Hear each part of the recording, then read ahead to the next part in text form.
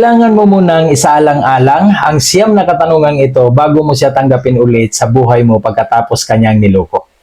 Ang video na ito ay para sa lahat, babae ka man o lalaki. At kung sakaling sa tingin mo makakatulong ang video na ito, baka pwedeng makahingi ng konting pabor. Kahit isang like lang at share sa video na ito, malaking tulong na po yan sa channel natin.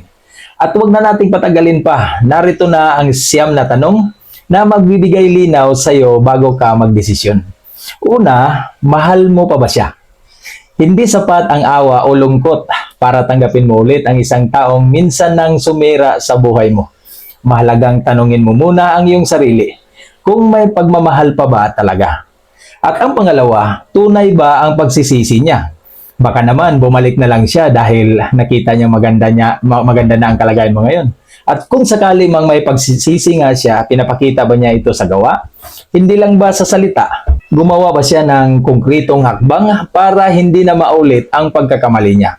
Paano niya ito pinapatunayan sa iyo? At ang pangatlo, naibalik mo na ba ang tiwala mo kahit kaunti?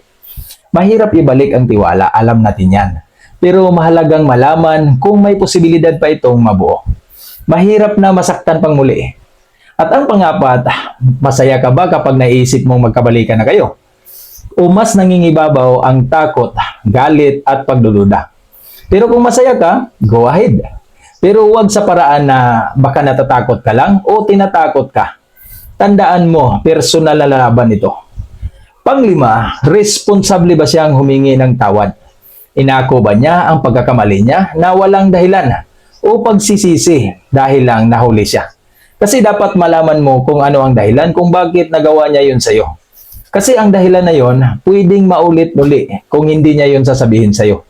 Panganim, may mga anak ba kayo na maapektuhan? Kung may mga anak, isipin kung ano ang pinakamabuti para sa kanilang kapakanan at kapayapaan. Isa ito sa pinakamabigat na tanong. Pero hindi ito pwedeng maging dahilan para magtiis ka na lang sa inyong relasyon habang buhay. Baka nga, ikakabuti pa sa mga bata kung sakaling ikaw na lang ang kasama nila. Kaya pag-isipang mabuti ang mga hakbang bago magdesisyon. At ang pangpito, handa ka na bang magpatawad? Ang pagpapatawad ay hindi paglimot sa mga nagawa niya sa iyo. Ngunit mahalaga ito kung nais niyong magsimulang muli. At ang pangwalo, ano ba ang natutunan ninyong dalawa sa paghihiwalay niyo?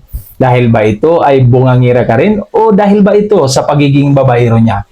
Dapat alam nyo ang ugat kung bakit kayo naghihiwalay. At doon ang focus ng pag-uusapan nyo. Kasi kung wala namang nagbabago sa inyo tapos magbalikan kayo, bungangira ka pa rin at ganun pa rin ang partner mo, maaring maulit lamang ang dating problema. At ang panghuli, ano ang sinasabi ng iyong puso at isipan?